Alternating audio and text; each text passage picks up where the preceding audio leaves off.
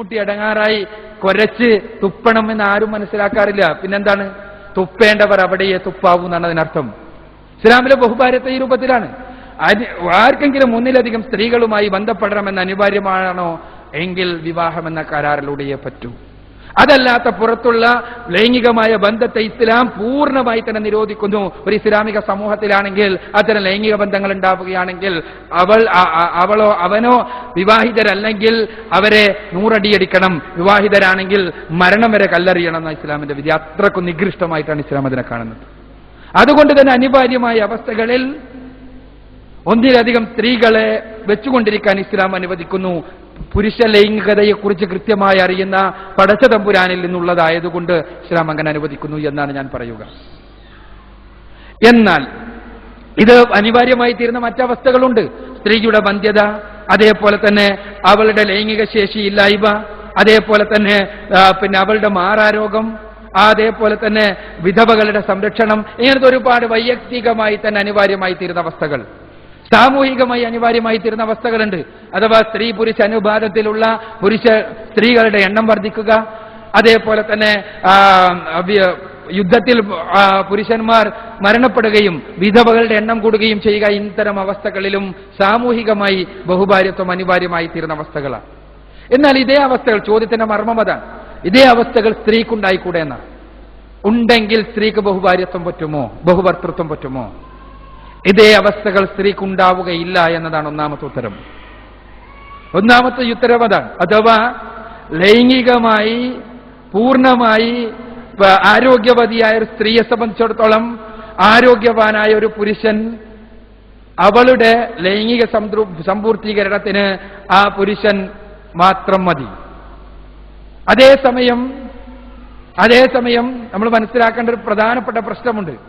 അവിടെ ലൈംഗികമായി അയാൾ ബലഹീനനാണെങ്കിൽ, ആ ബലഹീനതയുള്ള അവസ്ഥയാണെങ്കിൽ അയാളിൽ നിന്ന് വിവാഹമോചനം തേടാൻ സ്ത്രീക്ക് ഇസ്ലാം അനുവാദം നൽകുന്നുമുണ്ട്.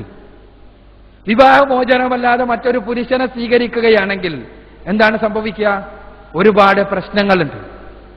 ഈ പുരുഷനെ നിലനിർത്തിക്കൊണ്ട് തന്നെ മറ്റൊരു പുരുഷനെ സ്വീകരിക്കുകയാണെങ്കിൽ എന്താ ഉണ്ടാകുന്ന കുഞ്ഞിന്റെ പിതൃത്വത്തിന്റെ പ്രശ്നം. ഒന്നാമത്തെ പ്രശ്നം, ഉണ്ടാകുന്ന കുഞ്ഞ് അത് ആരുടേതാണ്? ഗർഭിണിയാകുമ്പോൾ മുതൽ പ്രശ്നം തുടങ്ങി. ഇത് ആരുടേതാണ്? ആരാണ് ഇവൾക്ക് ആവശ്യമായ സഹായങ്ങൾ ചെയ്യേണ്ടത്? സ്വാഭാവികമായും ഹൃദയങ്ങൾ തമ്മിലുള്ള ബന്ധത്തിൽ നിന്നാണ് ഇത്തരം അവസ്ഥകളിൽ ഉണ്ടാകുന്ന സഹായങ്ങളും സ്നേഹവായ്പകളും കാരുണ്യ കടാക്ഷങ്ങളും എല്ലാം ഉണ്ടാകുന്നത്. ഈ രംഗത്ത് പ്രസവിക്കപ്പെടാൻ പോകുന്നത് ആരുടെ കുഞ്ഞാണ് എന്നറിയാത്തിടത്തോളം കാലം സ്ത്രീ പരിഗണിക്കപ്പെടുകയല്ല, സ്ത്രീ അവഗണിക്കപ്പെടുകയാണ് ചെയ്യുക. 1. 2, പ്രസവിക്കപ്പെട്ടാൽ ആരുടെ കുഞ്ഞാണ് എന്ന് മനസ്സിലാക്കാൻ സാധ്യമല്ല. അപ്പോൾ മറുപടി വരും, ഇപ്പൊ DNA ഫിംഗർ പ്രിന്റ് ടെസ്റ്റ് ഉണ്ടല്ലോ. ഇസ്ലാം അതിനെ പൂർണ്ണമായി നിരാകരിക്കുന്നു.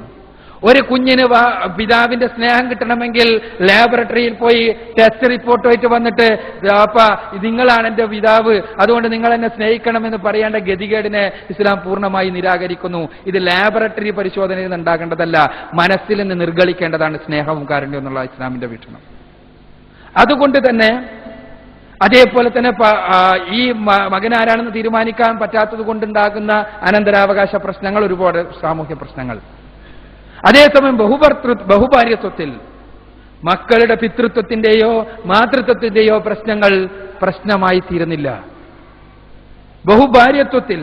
ബഹുഭർത്തൃത്വത്തിൽ അതേസമയം പിതാവ് ആരാണ് എന്നറിയാത്ത അവസ്ഥ വരുന്നു. മാത്രമല്ല ഒരിക്കലും പെണ്ണിനെ സംബന്ധിച്ചിടത്തോളം അത് അനിവാര്യതയായി തീരുന്നില്ല. പെണ്ണിനെ അവൾക്ക് നേരത്തെ പറഞ്ഞ ലൈംഗികതയുടെ പ്രശ്നം തന്നെ എടുത്താൽ അവൾക്ക് ലൈംഗികമായി ബന്ധപ്പെടാൻ സാധ്യമല്ലാത്ത ഒരുപാട് അവസ്ഥകളുണ്ട്, നമുക്കറിയാവുന്നതാണ്. അവളുടേതായ ജൈവികമായ പ്രയാസങ്ങളുടെ അവസ്ഥകൾ, ചിലപ്പോൾ ആഴ്ചകളോളം നീണ്ടുന്ന പ്രശ്നങ്ങൾ, അതേപോലെ തന്നെ മാസങ്ങളോളം നീളുന്ന പ്രശ്നങ്ങൾ. ചില പുരുഷന്മാർക്കെങ്കിലും ഈ രംഗത്ത് നിയന്ത്രണം പാലിക്കാൻ സാധിക്കാതെ വന്നേക്കാം. അത് പുരുഷ ലൈംഗികതയുടെ പ്രത്യേകതയാണത്. അത് അതിനെക്കുറിച്ച് കൃത്യമായി പഠിച്ചിട്ടുള്ള ലൈംഗിക ശാസ്ത്ര പണ്ഡിതന്മാരുടെ രചനകൾ എടുത്ത് പരിശോധിച്ചു നോക്കുക, അപ്പൊ നമുക്ക് മനസ്സിലാവും. പുരുഷ ലൈംഗികതയുടെ പ്രത്യേകതയാണ്. ചില പുരുഷന്മാർക്കെങ്കിലും ഇങ്ങനെ പിടിച്ചു നിൽക്കാൻ സാധിക്കാത്ത അവസ്ഥ വരാം. അങ്ങനെയാകുമ്പോൾ ഭൗതിക ദർശനങ്ങൾക്ക് പറയാനുള്ളത് എന്താണെന്ന് വെച്ചാൽ പുറത്തു പോകാം എന്നാണ്. ഇസ്ലാം അവിടെ നിഷ്കർഷിക്കുന്നത് പാടില്ല. അനിവാര്യമെങ്കിൽ നിനക്ക് മറ്റൊരു ഭാര്യയെ കൂടി നിനക്ക് സ്വീകരിക്കാം, എന്നാൽ അവിടെ കൃത്യമായ വ്യക്തമായ വിലക്കുകളുടെ അടിസ്ഥാനത്തിൽ സ്വീകരിക്കാം. അതേപോലെ തന്നെ നേരത്തെ സൂചിപ്പിച്ച രീതിയിൽ ചിലപ്പോൾ സ്ത്രീ പുരുഷ അനുപാതത്തിൽ പുരുഷന്മാരുടെ എണ്ണം കൂടിയാലോ, അല്ല പുരുഷന് വന്ധ്യതയുണ്ടെങ്കിലോ, അതാണ് അടുത്ത പ്രശ്നം. പുരുഷന് ഇതേപോലെ വന്ധ്യത ഉണ്ടാക്കിക്കൂടെ? സ്ത്രീക്ക് വന്ധ്യത ഉണ്ടാകുമ്പോൾ ഒന്നിലധികം സ്ത്രീകളെ സ്വീകരിക്കുക. പുരുഷന് വന്ധ്യത ഉണ്ടെങ്കിലോ? ഒന്നാമത് പുരുഷ വന്ധ്യത പലപ്പോഴും താൽക്കാലികമാണ്, അത് ചികിത്സിച്ച് ഭേദമാക്കാവുന്നതാണ്. ചിലപ്പോൾ പെട്ടെന്ന് തന്നെ പ്രകൃതിപരമായി തന്നെ അത് മാറി വരാനും സാധ്യതയുണ്ട്.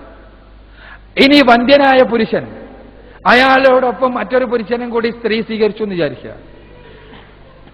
സ്വാഭാവികമായും പുരുഷൻ അവന്റെ വന്ധ്യതയെ മറച്ചുവെക്കാൻ ആഗ്രഹിക്കുന്നവനാകും. അത് സ്വാഭാവികം. അത് ആരായിരുന്നല്ലോ. ഇപ്പോ ഇവൾക്ക് ഗർഭിണിയാകുന്നതോടുകൂടി ആരംഭിക്കും ഇവന്റെ അഭിമാനം, പ്രശ്നം തുടങ്ങും. സ്വാഭാവികമായിട്ടും ഈ കുഞ്ഞിന്റെ പിതൃത്വം ഇവൻ അവകാശപ്പെടാൻ തുടങ്ങും. അങ്ങനത്തെ ഒരുപാട് അവസ്ഥകൾ ഉണ്ടായിട്ടുണ്ട്. വിവാഹമോചനത്തിന് ശേഷം പോലും ഉണ്ടായിട്ടുണ്ട്. വിവാഹമോചനം കഴിഞ്ഞ് പെട്ടെന്ന് ഇങ്ങനെ ഈ വന്ധ്യതയും ലൈംഗിക ശേഷിയില്ലായ്മയും മൂലം വിവാഹമോചനം കഴിഞ്ഞ് പെട്ടെന്ന് വിവാഹിതയായപ്പോൾ ആ കുഞ്ഞ് എന്റേതാണ് എന്നും ഗർഭിണിയായതിനു ശേഷമാണ് അവൾ വിവാഹമോചിതയായത് എന്നും കൃത്യം 10 മാസത്തിന്റെ ഉള്ളിൽ പ്രസവിച്ചപ്പോ ആ കുഞ്ഞിന്റെ പിതൃത്വം അവകാശപ്പെട്ട കേസുകൾ ഉണ്ടായി വന്നിട്ടുണ്ട്. വിവാഹമോചനത്തിന് ശേഷമാണ്. അപ്പൊ അങ്ങനത്തെ കേസുകളുടെ രംഗത്ത് സ്ത്രീക്ക് തന്നെയാണ് പ്രയാസമുണ്ടാവുക.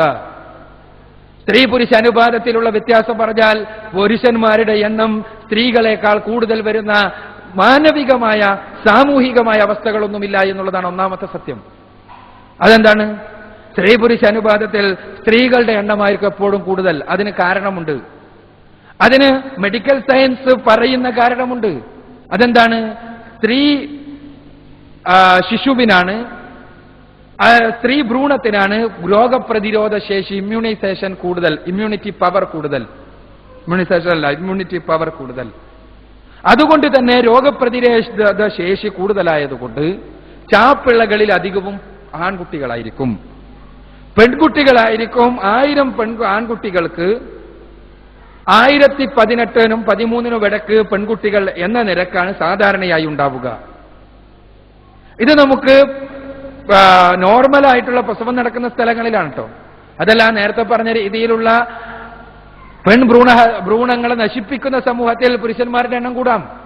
പക്ഷെ അവിടെ ഇസ്ലാം പറയുന്ന ഒരു സമൂഹത്തിൽ, ഇസ്ലാം വിഭാവന ചെയ്യുന്ന സമൂഹത്തിൽ അങ്ങനെ ഉണ്ടാകില്ല. എന്നുള്ളത് കൊണ്ട് തന്നെ അത്ര ഒരു പ്രശ്നത്തിന് പരിഹാരം ഇസ്ലാം കാണേണ്ടതില്ല. അതിന് ഭൗതിക ദാർശനികന്മാരാണ്, ഭൗതികരായി ജനങ്ങളെ വളർത്തുവാൻ ആഗ്രഹിക്കുന്നവരാണ് ആ പ്രശ്നത്തിന് പരിഹാരം കാണേണ്ടത്. ഇസ്ലാം വളർത്തുന്ന ഒരു സമൂഹത്തിൽ ആ രൂപത്തിലുള്ള പ്രശ്നം ഉണ്ടാകില്ല.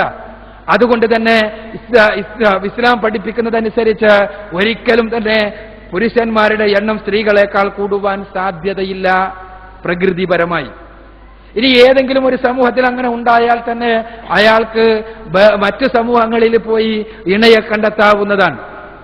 സ്ത്രീയെ സംബന്ധിച്ചിടത്തോളം മറ്റ് സമൂഹങ്ങളിൽ പോയി ഇണയെ കണ്ടെത്തുക എന്ന് പ്രായോഗികമായി തന്നെ ഒരുപാട് പ്രയാസമുണ്ടാക്കുന്ന കാര്യവുമാണ്.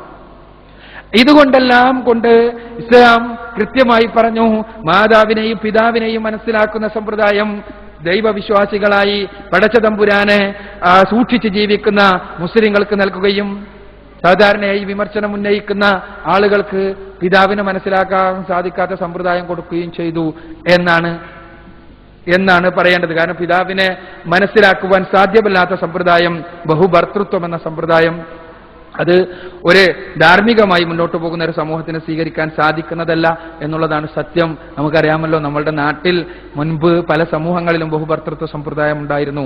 ആ ബഹുഭർത്തൃത്വ സമ്പ്രദായം ഉണ്ടാകുന്ന അവസ്ഥകളിലുള്ള സാമൂഹ്യമായ ചുറ്റുപാടുകളെ കുറിച്ച് മാത്രം പഠിച്ചാൽ മതി അതിന്റെ ഭീകരതയെക്കുറിച്ച് മനസ്സിലാക്കാൻ എന്നുള്ളതാണ് സത്യം. അപ്പോ ചുരുക്കത്തിൽ പ്രായോഗികമല്ലാത്തതുകൊണ്ട്, പ്രകൃതിപരമല്ലാത്തതുകൊണ്ട് ഇസ്ലാം ബഹുഭർത്തൃത്വത്തെ നിരോധിക്കുകയും നിഷേധിക്കുകയും ചെയ്തു. അനിവാര്യമായ സാഹചര്യം